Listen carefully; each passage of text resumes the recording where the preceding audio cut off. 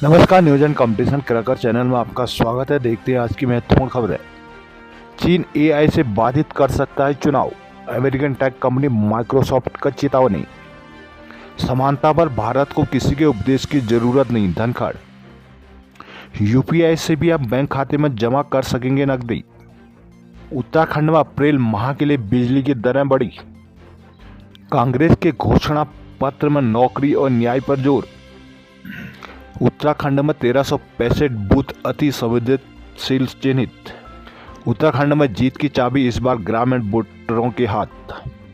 चीन artificial intelligence AI से बनाई सामग्री का उपयोग कर भारत, अमेरिका और दक्षिण कोरिया में चुनाव को बाधित करने वाला प्रयास करेगा। अमेरिकी टेक कंपनी माइक्रोसॉफ्ट ने यह चेतावनी दी है। माइक्रोसॉफ्ट की थ्रेट इंटेलिजेंस टीम की रिपोर्ट में दावा किया गया है कि चीन और उत्तर कोरिया द्वारा समर्थित साइबर समूह 2024 में दुनिया भर के हाई प्रोफाइल चुनाव को निशाना बना सकते हैं। इस वर्ष भारत, दक्षिण कोरिया और संयुक्त राज्य अमेरिका में चुनाव हो रहे हैं। यह संभावना है कि चीनी साइबर समूह इन चुनावों को टारगेट करेंगे। माइक्रोसॉफ्ट की रिपोर्ट में आने वाली चुनावों को एआई से बाधित करने का अंदेशा इसलिए जताया गया क्योंकि चीन ताइवान के राष्ट्रपति चुनाव में ऐसा कर चुका है। कंपनी ने दावा किया कि ताइवान में एआई निर्मित सामग्री का प्रभाव मामूली था, लेकिन इसका प्रभाव व्यापक भी हो सकता है। चीन ने जनवरी में हुए ताइवान के राष्ट्रपति चुनाव में एआई जनित दुष्प्रचार अभियान का प्रयास किया था। ऐसा पहली बार हुआ है जब सरकार समर्थित यूनिट ने विदेशी चुनाव को प्रभावित करने के लिए एआई निर्मित सामग्री का उपयोग किया है। भारतीय रिजर्व बैंक की यूपीआई के जरिए नकदी जमा करने वाली मशीन सीडीएम में पैसा जमा करने की सुविधा शुरू करेगा। मौद्रिक समीक्षा समिति की शुक्रवार को हुई बैठक के बाद आरबीआई गवर्नर शक्तिकांत दास ने इस संबंध में दिशा निर्देश जारी किए हैं। ऊर्जा निगम ने fuel and power purchase cost adjustment के नाम पर अप्रैल में बिजली दरों में 2 पैसे से 7 पैसे प्रति यूनिट तक बढ़ा दी है। ऊर्जा निगम ने शुक्रवार को अप्रैल के लिए नई दरों का ऐलान किया है। नई दरों के अनुसार बीपीएल उपभोक्ताओं को 2 पैसे, घरेलू में 5, कॉमर्शियल में 7 पैसे प्रति यूनिट अतिरिक्त दिए जाएंगे। प्राइवेट ट्यूबवेल वालों को 2 पैसे प्रति, कृषि वालों को 3 पैसा, एलटी, एचटी, उद्योग, railway, electrical vehicle charging station से 6 पैसे प्रति यूनिट ज़्यादा लिए जाएंगे। मालूम हो ऊर्जा निगम ने अप्रैल में fuel and power purchase cost adjustment के नाम पर सरचार्ज नहीं बढ़ाने का दावा किया था। अब इस दावे को ऊर्जा निगम पूरा नहीं कर पाया। राज्य में 1365 बूथ अति संवेदनशील और 809 बूथ संवेदनशील चिन्हित किए गए हैं। हरिद्वार जिले में ऐसे बूथों की संख्या सर्वाधिक है। अपर मुख्य निर्वाचन अधिकारी विनय जोगदंडे ने शुक्रवार को मीडिया ब्रीफिंग में बताया कि संवेदनशील बूथ की श्रेणी में ऐसे बूथ आते हैं जिनमें पूर्व में निर्वाचन के दौरान कोई घटना हुई हो जिसमें आपराधिक मामला शामिल हो, वहाँ पर कोई गंभीर घटना या अपराध घटित हो जिससे चुनाव बाधित हो। इसी तरह किसी बूथ में गत निर्वाचन में 10% कम मतदान हुआ हो तो ऐसे क्रिटिकल बूथ की श्रेणी में रखा जाता है। ऐसे बूथ जिनका गत वर्ष 90% अधिक मतदान हुआ है। राज्य में सर्वाधिक क्रिटिकल बूथ हरिद्वार जनपद में 344, देहरादून जनपद में 278 और ऊधम सिंह नगर में 158 बूथ बनाए गए। सबसे अधिक वल्नरेबल बूथ देहरादून में 243, ऊधम सिंह नगर में 229 है।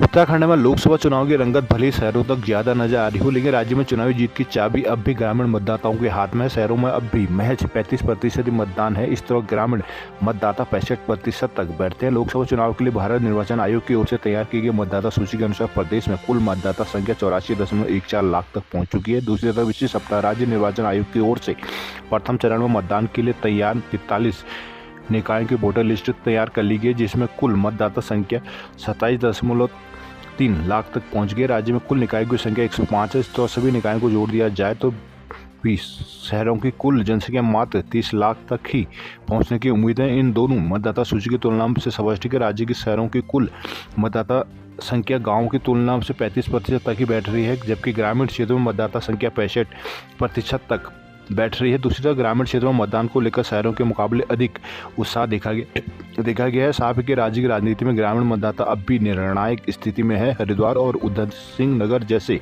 जिले ग्रामीण राजनीति के लिहाज से खासे अहम है। दूसरी तरफ पहाड़ में निकायों की संख्या तो अधिक है, लेकिन यहाँ निकाय में औसत मतदाता संख्या 5 से लेकर 6,000 तक ही जा रही है। इस कारण गाँव क्षेत्रीय होने के बावजूद संख्या बल में भारी पड़ जाते हैं। कांग्रेस ने 10 न्याय और 25 गारंटियों के साथ लोकसभा चुनाव के लिए शुक्रवार को घोषणा पत्र जारी कर दिया। न्याय पत्र नाम से जारी घोषणा पत्र में समाज के हर वर्ग को साधने की कोशिश की गई, जिसमें नौकरी, न्याय, नारी के साथ जाति, जनगणना, आरक्षण सीमा बढ़ाने और एमएसपी गारंटी पर जोर है। पार्टी अध्यक्ष मल्लिकार्जुन खड़गे, पूर्व अध्यक्ष सोनिया गांधी और राहुल गांधी ने घोषणा पत्र जारी किया। पार्टी में शुरुआत 2 में ही सवालों से घिरी है। पहला, क्या आप आज आपका जीवन 2024 की तुलना में बेहतर है? दूसरा, क्या आपका मन भय मुक्त है? घोषणा पत्र समिति के अध्यक्ष पी चिदम्बरम ने कहा कि घोषणा पत्र वर्क, वेल्थ और वेलफेयर पर आधारित है। यहाँ वर्क के मायने रोजगार, वेल्थ का अर्थ आमदनी और वेलफेयर यानी आम आदमी तक योजनाओं का फायदा पहुंचाना। इसके साथ ही नई शिक्षा नीति को लेकर राज्यों के साथ परामर्श कर संशोधन का भी वादा किया गया है।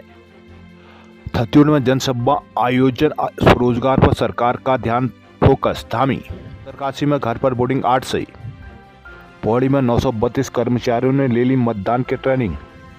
मुख्यमंत्री मुस्कान सिंह धामी ने कहा कि धनौल्टी क्षेत्र में रोजगार व स्वरोजगार पर्यटन का बड़ा केंद्र है। सरकार का इस ओर पूरा फोकस है। धनौल्टी क्षेत्र के 1 अरब 41 करोड़ 37 लाख से अधिक की विकास योजनाओं को स्वीकृति दी गई है। प्रस्तावित सड़कों को स्वीकृति प्रदान की जा रही है। यह बात धामी ने शुक्रवार को छत्तीसगढ़ के जीएससी थाना खेल मैदान में टेहरी लोकसभा से भाजपा प्रत्याशी माला राज्य लक्ष्मी शाह के पक्ष में जनसभा को संबोधित करते हुए कही है।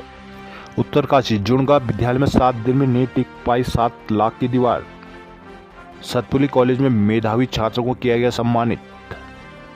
कोटद्वार के अंकिता हत्याकांड मामले में नहीं हो पाई गवाही। उत्तरकाशी लापरवाही और घटिया गुणवत्ता के कारण रायका जुड़गा ब्रह्मखाल में लगी सुरक्षा दीवार महज 7 दिन में ही नहीं टिक पाई। हल्की बारिश में क्षतिग्रस्त होकर जमीन पर आ गई, जबकि इस सुरक्षा दीवार को लगाने के लिए विभाग की ओर से करीब 7 लाख रुपए की धनराशि खर्च की गई थी। वहीं दीवार क्षतिग्रस्त होने से विद्यालय की साइंस लैब और वर्चुअल लैब भी खतरे की जद में आ गए हैं। रायका जुड़गा के प्रधानाचार्य संजय जगुड़ी ने बताया कि लघु सिंचाई विभाग की ओर से गत फरवरी माह में प्रधानाचार्य प्रांगण के बाहर सुरक्षा दीवार का कार्य किया गया था, जिसमें विभाग की ओर से जिला योजना से स्वीकृत 7 लाख रुपए खर्च किए गए, लेकिन विभागीय अधिकारियों की लापरवाही और कार्य की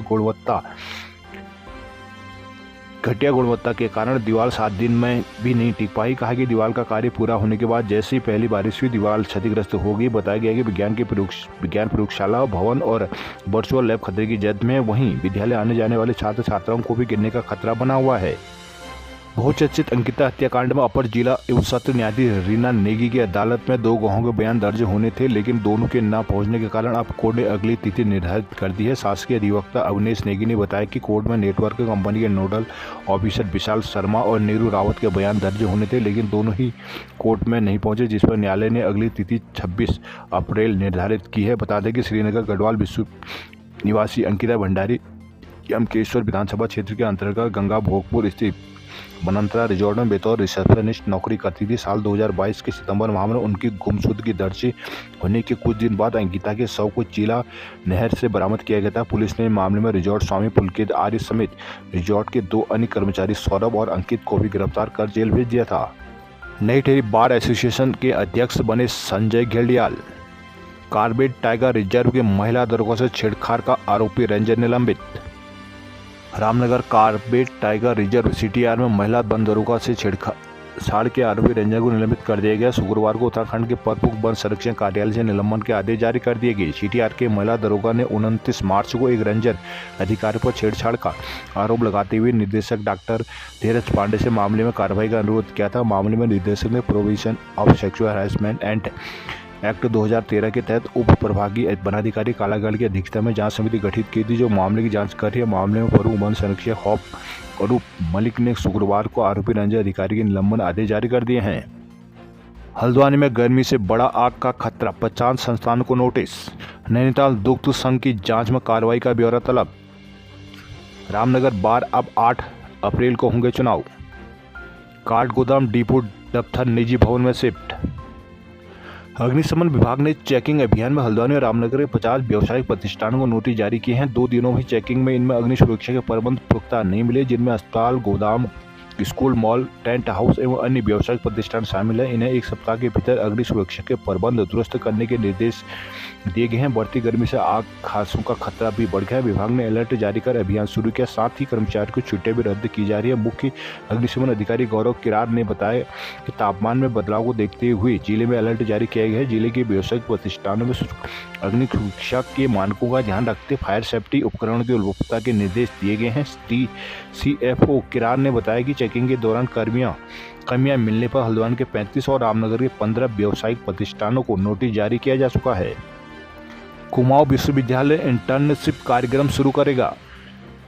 कुमाऊं में शूट होगी फिल्म हाईवे 33।